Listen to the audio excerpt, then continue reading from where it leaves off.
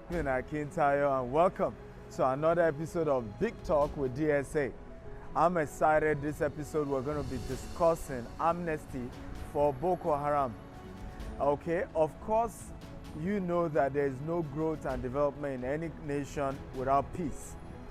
Here in the United Kingdom, even after Brexit, more investors have poured into this country because there's peace. Okay, the nation is at peace. At what cost must we get the peace? Okay, is one of the options giving amnesty to people who have killed and caused war in the northern parts of Nigeria.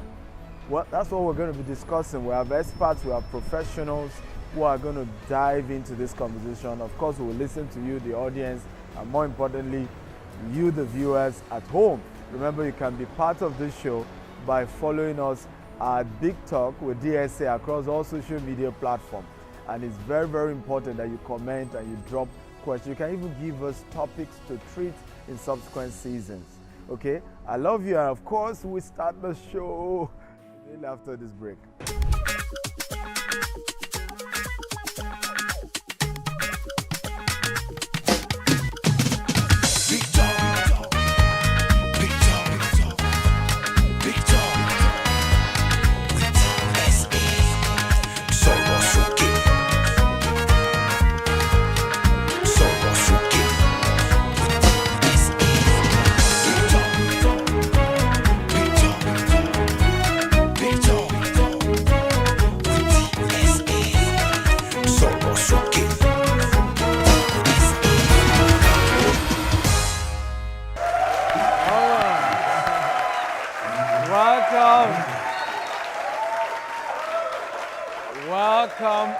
Welcome everybody to another amazing episode of Big Talk with Dr. Stephen Akintayo.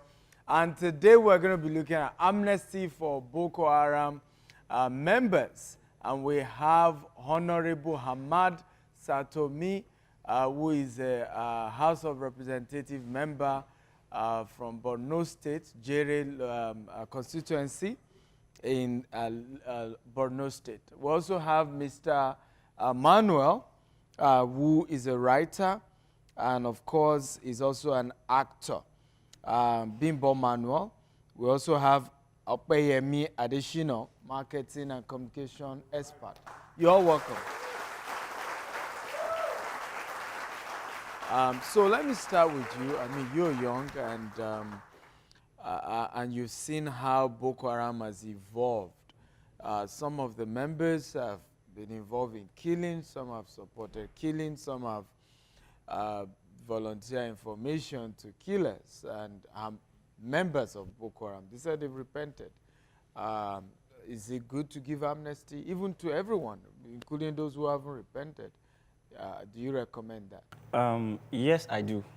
And really? Yes, I actually do. And okay, not to get emotional or anything, because personally, I've experienced Boko Haram firsthand. Okay. My family was displaced by Boko Haram from north down to the west. So it's not like I haven't experienced it, even though, you know. And yet you are recommending amnesty. Now, my reasons being that, you know, we've seen the tracks over the years. Yeah. We've seen what the government has tried to do. I read this book about Jonathan administration and all, and it's full of complaints and, you know, complaints about them not having ammunition, Syria not supplying them stuff to fight them. They don't have enough stuff, enough equipment to fight these guys, and it just keeps going on and on and on like that. So now, if the counter-terrorism strategy that they know, which is to go there and fight them, is not working, and we are losing our armed men on a daily basis. So, and I think amnesty has been done twice now. The first time in 2013 when the traditional rulers met with Jonathan, and so if the usual amnesty, pardon rather, you know, they brought out people, those repentant Boko Haram members, and then they pardoned them, gave them money and all those things, and then I mean, Albertesi said definition of insanity is doing the same thing over and over again, expecting a different result. If you are fighting a group of people for almost 20 years and you are not winning, shouldn't you change strategy? Are you in support that? I mean, amnesty might be a better strategy. Yeah, of course it cannot be. You see, if our laws are very quick to punish such crimes against humanity as armed robbery, rape, and so on, which are all crimes that this Boko Haram, this sect, committed, then why would we be considering just one amnesty for all like that? Everyone who goes against the law of the country should first of all be taken before the court of the land. At that point, at the delivery of a judgment, then the government can begin to use its prerogative of mercy. But let us first approach the courts. If we arrest anyone who has done wrong against this nation, we must go to the court, take them before the court. That's why we have laws. But you see, problems like this would arise because we set bad precedents in the past. Niger Delta had the same problem, and this will probably be a reference point for many people who are pleading amnesty now, you know. And it was because nobody was taken to court. Nobody was jailed. Nobody was committed to the process of maybe a death sentence, if what they did warranted that. So if we give amnesty to Boko Haram today, another set will come up. What says somebody else will not arise from Ogun North or from Akwa Ibom and say they want something? Maybe they say water is not pouring properly in their neighborhood, so they don't like this country, and they carry guns and they start to shoot everybody. Okay. Let's hear from Honorable Satomi, because he's pushing for legislation, a law, to give amnesty to Boko Haram sect. Honorable Satomi, why are you doing this? Probably members of your constituency will have even been killed by Boko Haram sect. Why will you still be advocating amnesty for such people? Oh, thank you very much, everyone. Looking at it per se, amnesty, or we can call it amnesty, we can call it non-kinetic solution. But looking at it at the point of the war, virtually, as the first speaker was saying, every one of us is being affected by this crisis directly or indirectly. Particularly my constituency, if you look at it, in the last couple of months, the Zabarmari Saka that was shocked the entire globe by slaughtering over 34 farmers in their farmlands happens in Zabarmari.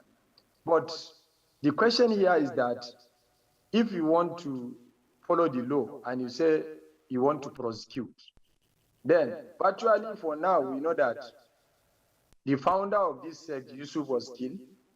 Many likes of Yusuf were killed also, including Shakau. Majority of the people left are women and children. Then how will you take them to court, and what will you going to justify in the face of the law?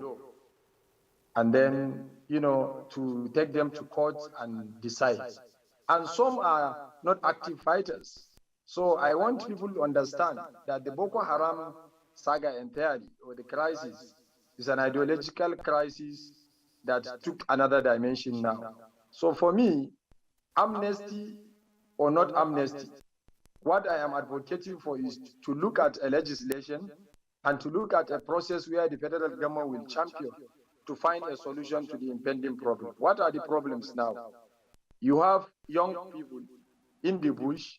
Some were scattered away to the bush when they were 7, 9, 10 maximum, and they spent 10 years in the bush, now 20.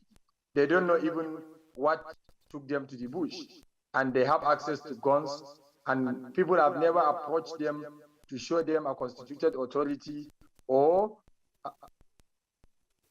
they are not being released. They are still because of the military, I'm sure, under the control of the government. But the farmers, women and children, and then these are the people that constituted the large number in the bush as a present that has to do with Boko Haram. Okay. And we are only receiving influx. In majority of them are those that are loyal to the Shakau function. The ISWAP did not yet decide even to denounce what they are doing. So therefore, and we are lucky, majority of them you will find out they are not lying. If they are active fighters, they will tell you that we are active fighters. I came across a case, if I want to share with you, a 19-year-old boy mistakenly been screened and wanted to be released, but he informed the military that he knows how to make bombs and control other weapons. And then if you allow him, the bandit might use them, and then looking at the money they are trying to give him or looking at them, so definitely it will going to be a disaster. So those that have received training, they know how to form bombs and other. That's what is providing the Honorable, solution now. we're going to continue this conversation after this break. We'll be right back.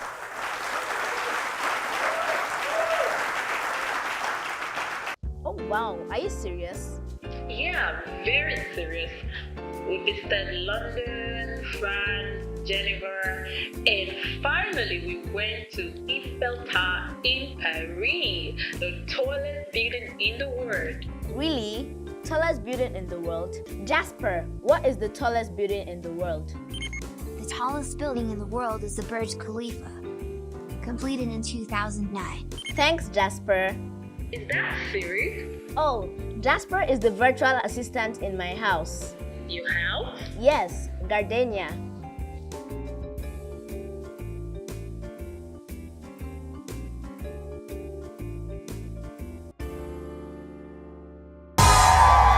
Big Talk with DSA, building a new Nigeria. Welcome back. Welcome back. And this is still Big Talk with Dr. Stephen Akintayo. Mr. Bimbo, I want to ask you, I mean, looking at the human angle the Honorable just talked about, right? The women and the children, are you still saying we should not give amnesty, considering that women are involved, children are involved, innocent people, and some of them were taken captive years ago, and they had no choice? See, the questions are multiple. Firstly, while they were there, though they may have been taken against their will, but while they were there, did they undergo any kind of conversion to the cause? Because they're an ideological. Ideological. In fact, the United States Institute for Peace describes Boko Haram as an Islamic sect that believed that the politics of northern Nigeria had been taken over by false Muslims, and they were bent on unseating those people, and by extension, the federal government of Nigeria, and set up a pure Islamic state that will be ruled by Sharia exclusively. Now, if those people, children, women, vulnerable class of citizens had been taken into the bush to be ideologized, we should sit back and not approach this with a kind of overwhelming sensibility that is being preached now. We have to be protective of the larger number. All of us saw the gory pictures, videos that were doing the rounds at a point in this country. People being beheaded brutally. All kinds of jackknives and so on put on their throats, and they were slaughtered. We cannot just suddenly turn around and say, oh, okay, amnesty, yeah, they didn't know what they were doing. No. So I'm not saying they should not be forgiven, but they should also, like everybody else, go through the course of the law for an offense that they committed. Treason against this country. But that's the question again. Let me go to Honorable Satomi. The question is, yes, you are giving amnesty. What next? Right? Let me give a very painful experience in Honorable Satomi, I hope you're there. A very painful experience in 2019. I flew into Maiduguri, went to Gubio IDP camp, made my donation, told them I wanted to build a school in the IDP camp because it was so terrible that people were practically having to do 3 hours education because they had to do shifts. The IDP camp could not even have a school where children can be in class for 8 hours. So you will see primary 1 will start maybe 3 hours, then primary 2. So I volunteered to build. They took me to the basic education board, met one of the officials. give me permission. Till today, nobody has reached out to me to give me permission to donate and build by myself a school. So how do you rehabilitate? How do you de-radicalize? How do you integrate these people into the society back? Honorable Satomi. Okay, thank you. I'm quite aware because that time I was the executive chairman, State Emergency Management.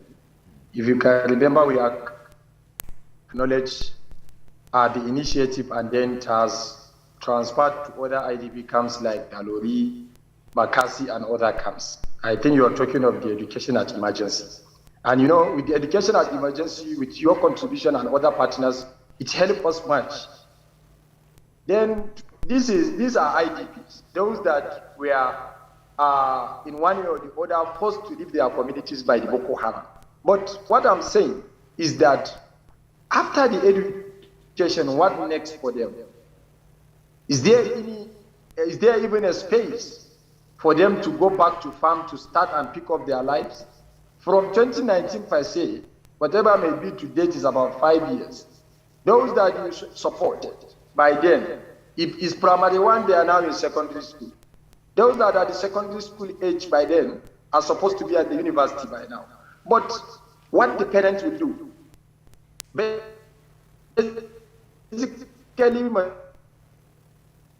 majority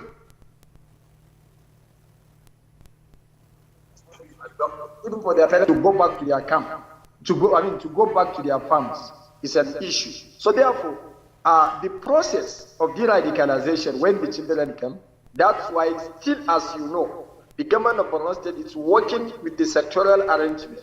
That is, most of the women are solely under the custody of the Ministry of Women Affairs through the social workers. They are strictly going some rehabilitation process, entrepreneurship development, medical checkups. But majority of those people that are surrendering or coming in mass now, we don't want a situation for us to find ourselves in a secondary displacement from one displacement to another. That's why the government is very, very careful. But looking at the resources available to the government is an issue. That's why I say there must be a proper legislation or a mechanism by the federal government where it will support this process. I didn't call it amnesty. I'm now calling it in a process of rehabilitation, because 80% of those that are coming out are women and children. And if I may ask, what is their offense? They require protection. Apart from the protection, they also require government support in terms of rehabilitate them to pick up their pieces of lives. Presently, as I'm speaking, there are some that are willing to join schools. Even the married women, you can see them. 13-year-old girl, she will tell you she's married. 14, 15, pregnant. So it's an issue that if you leave them like this, it will affect them, and it will affect the entire community, and it will affect the generality of the entire Northeast. Thank you, Honorable Satomi. Thank you. So therefore, I think we'll go on a quick break, and when we are back, we are going to take you, the audience, and we'll take your questions. We'll be right back.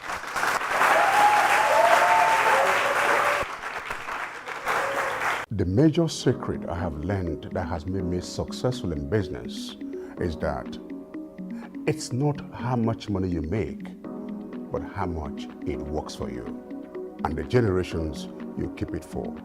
The only way to achieve this is by investment. Real estate is the only type of investment that has stood the test of time, and we guarantee you massive wealth from generation to generation. What are you waiting for? Invest in real estate today. Invest with GVest today. Big Talk with DSA, building a new Nigeria. Welcome back. Welcome back with me live here on Big Talk with Dr. Stephen Akintayo. And we have taken your questions now. We have 2 questions, so let's take the first one. Yes. Yeah, thank you very much. Okay, my question is there a form of punishment for the laws that have been broken, or is it a total amnesty you are fighting for? That question goes to Honorable. Honorable Satomi, good. The second question here.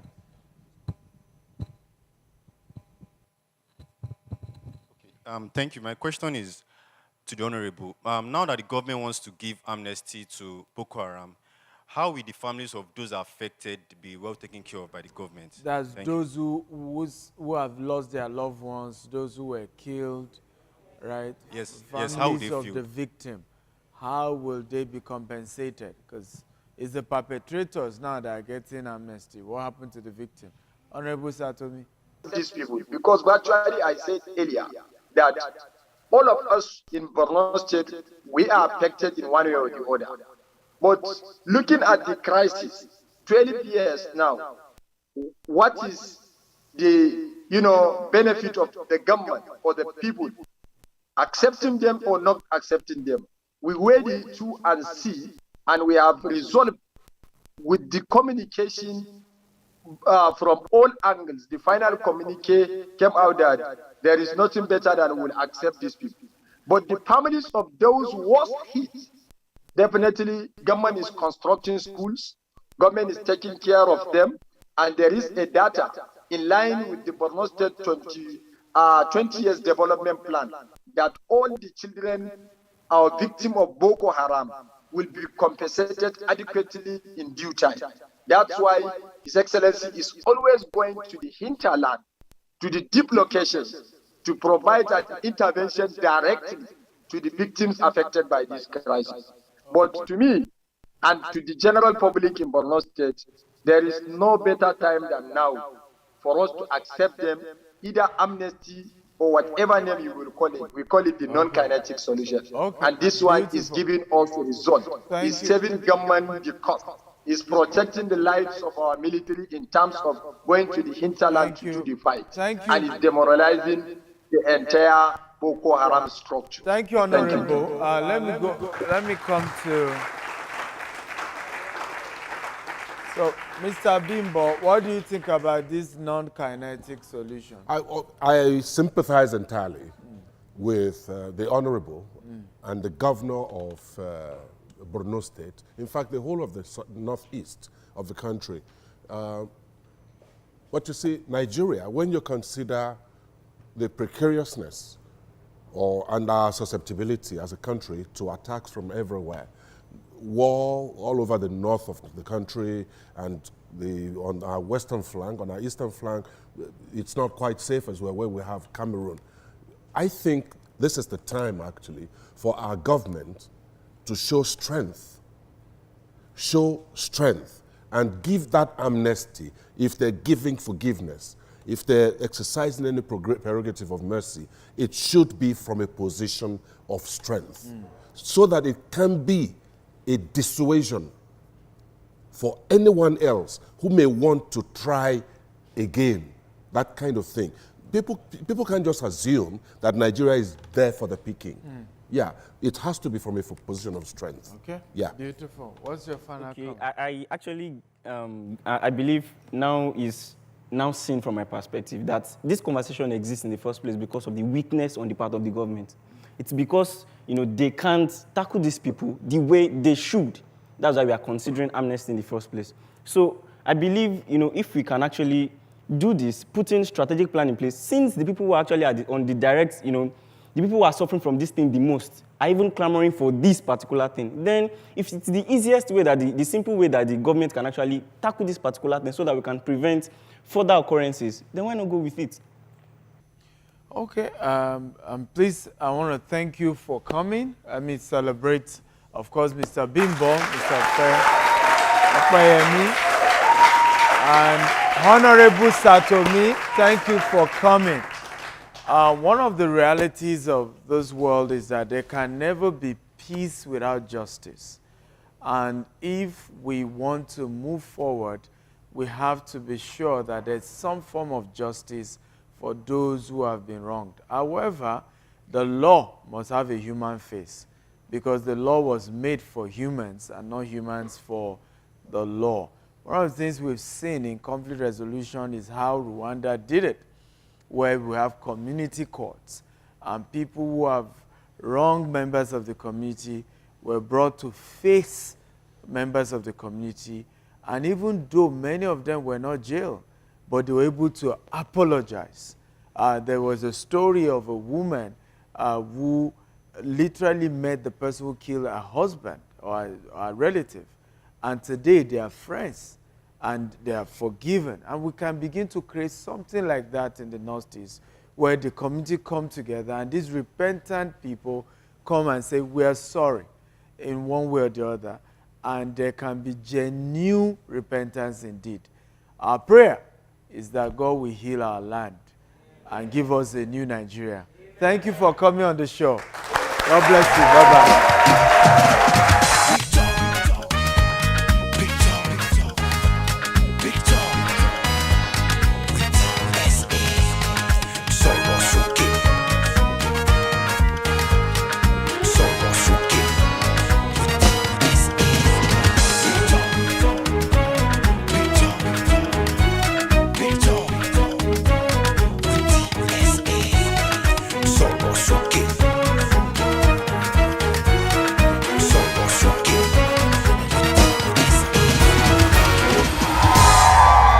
Big Talk with DSA, building a new Nigeria.